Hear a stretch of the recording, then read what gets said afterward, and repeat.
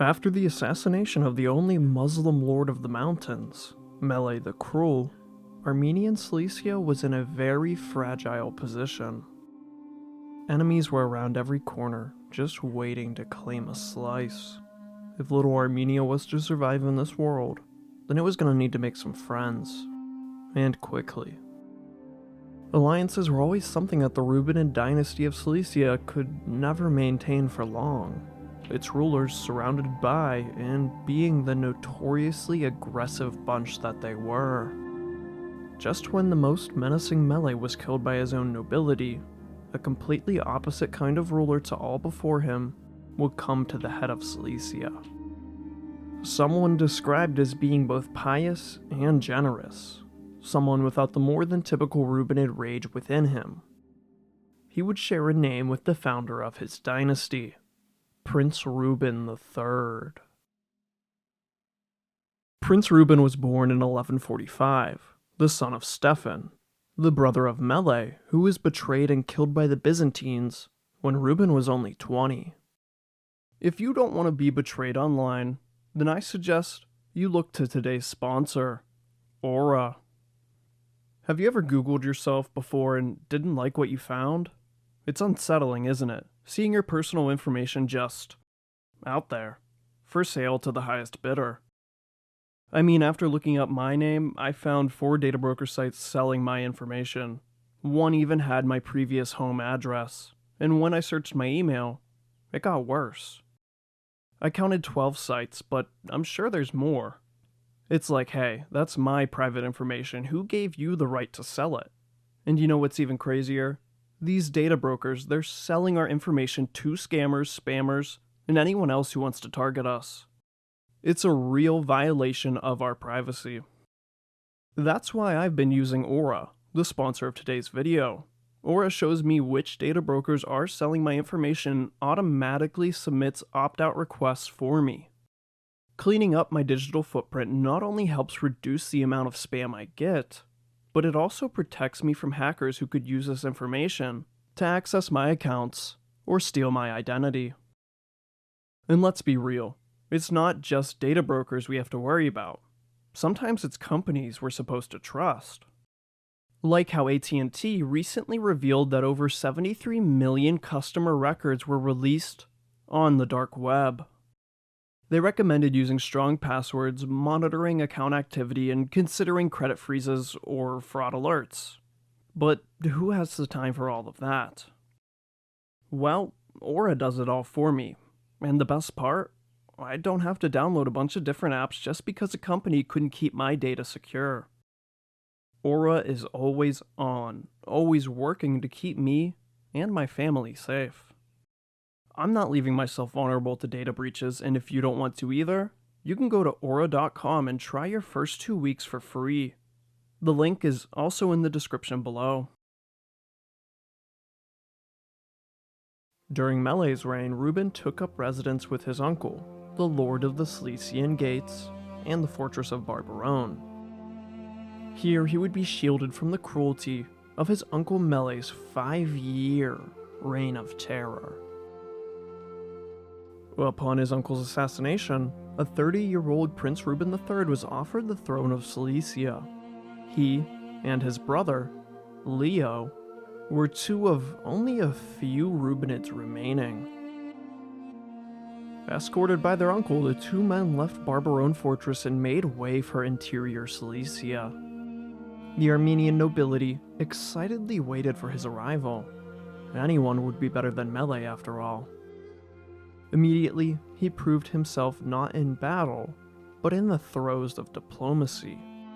Navigating the complicated webs of alliances and betrayal during the Crusades was nothing if not a fragile thing, but something that Prince Ruben expertly pursued.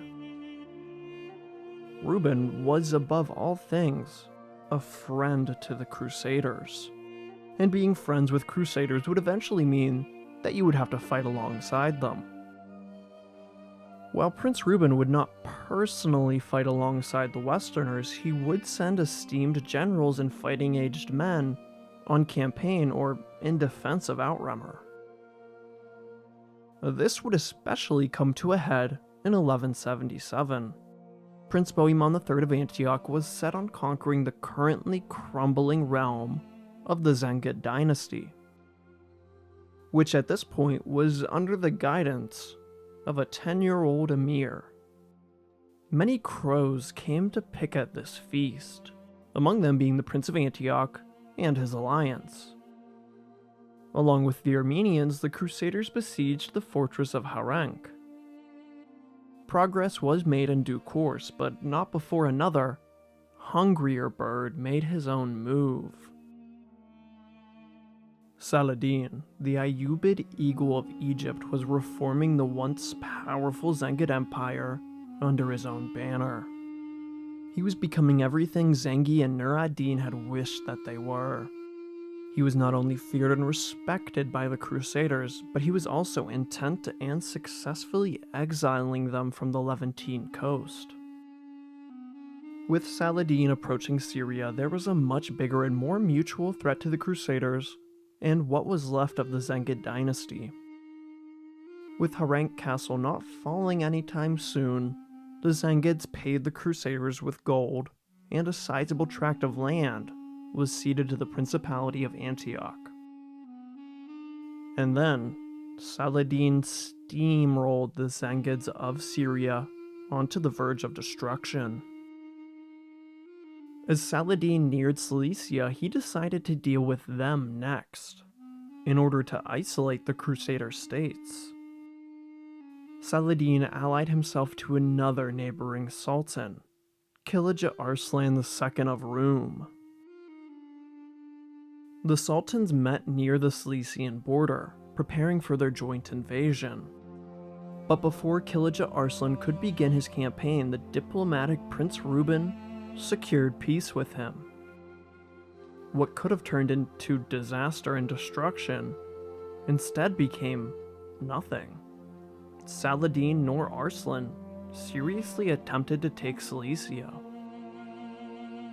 In 1181, Prince Ruben took another diplomatic step toward the Crusader camp when he ventured to the city of Jerusalem, the home of Baldwin, the Leper King. Here he married Lady Isabella of Tyrone. Not only was Isabella influential, but she was also the proud and sole owner of Tyrone Castle, a strategic junction point just north of Jerusalem. In a somewhat rare circumstance for the medieval world, her domains did not become Reuben's upon their marriage. Due to the complicated position this would entail with an Armenian prince owning part of the Kingdom of Jerusalem. Instead, Tyrone would be inherited by their firstborn child. Over the course of their long marriage, the power couple would go on to have 2 children. Again, the castle of Tyrone would be the seat of a ruling lady. The Armenian Princess Alice would go on to rule Tyrone as an Armenian satellite ally, smack dab in the middle of the Crusader states. The younger of Reuben's 2 daughters was named Philippa. She would also become an important figure, marrying the emperor of Byzantine Nicaea after the traumatic events of the Fourth Crusade. With the powerful marriage secured, only a year later, an unexpected, although previous enemy of the Cilician Armenians, came back. The Principality of Antioch, with Bohemond III at its head, was planning another takeover of the Cilician coast, again with the Byzantine in the Antiochian corner. The Byzantine governor on the Cilician border was a member of the ruling dynasty, Isaac Komnenos. Without permission from his imperial cousin, Isaac started a war with Prince Ruben and aligned himself with Antioch. Together, the Byzantine-Antiochian alliance once again found success on the Cilician coast, taking the city of Tarsus by means of a surprise naval and land attack.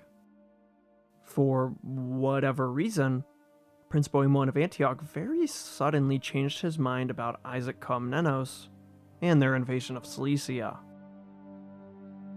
Just like he turned on Prince Ruben when they were supposed supposedly allies, so too did he turn on Isaac Komnenos.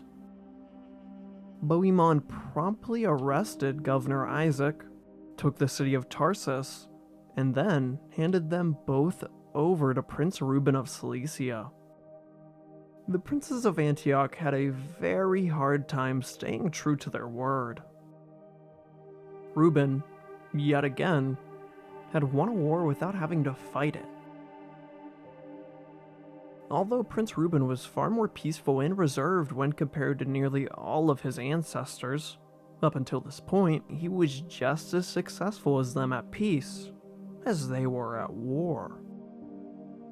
This, like all things in Cilicia and for the Armenians, would come crashing down in bloody betrayal. A year after Bohemond finessed Isaac Komnenos, the prince would rearrange his allegiances against Ruben III and for his cousins, the Armenian lords of Lampron Castle. The current ruler of Lampron was Hatum III, making this the third ruler in this video to have a regnal number of 3. And just as the saying goes, the third time's a charm. With hostilities resumed between the two Armenian states of Cilicia, Prince Ruben decided that diplomacy could not subdue the Lampronids, thus beginning the final dance of Cilicia's Red Mountain Lions. With the show of force being the only remaining deterrent, Ruben commanded his younger brother, Leo, to march on Lampron Castle. Again, the Rubenids besieged the impressive stronghold. After some time, Prince Ruben, the apparent victor, was invited to peace discussions held at Antioch. I think you see where this is going. For what seems to be the 100th time, an Armenian prince of Cilicia became a victim of betrayal and was imprisoned. If you can't beat him, betray him. This would spell disaster for Ruben at Cilicia, if it was not for Ruben's brother, who was still blockading and besieging Lampron Castle. Instead of submitting to Bohemond and Hatum after the capture of his princely brother, Leo actually ramped up his efforts to take Lampron. After nearly a year, the starved defenders finally submitted to Leo. It only took almost exactly 100 years for the Rubenids to fully defeat their Armenian rival. However, Leo did not claim Lampron and the surrounding area, only submitting Hatum III to a peace treaty, before turning his army to face the more powerful threat in Antioch. Leo attacked the Crusaders, pushing them back and even delving into the principality before Bohemond III was forced to surrender. With Saladin rising in the east, there was no room for Catholics to fight the Armenians. Negotiations opened for the release of Prince Ruben. The ransom would see the prince give up his southeastern corner to Antioch. After 2 years spent imprisoned, Ruben returned to Cilicia, relieving his loyal brother Leo of his temporary post as stand-in ruler. With Saladin at the Antiochian doorstep, Ruben and Leo jointly agreed to retake the ransom lands on the coast, which they started recapturing upon Ruben's safe return. The rest of Prince Ruben's reign would see a return to peace, and at least one more diplomatic success. In 1185, the Armenians would ransom their Byzantine prisoner, Isaac Komnenos. He would venture to Cyprus and become the self-proclaimed emperor of the island. This made any naval invasion of Cilicia that much harder for the Romans. It also presented a more serious threat than Cilicia for Byzantium. 2 years later, in 1187, Ruben contracted some sort of serious illness. After 12 largely successful years as Prince of Cilicia, Ruben would abdicate his throne in favor of his more than proven brother.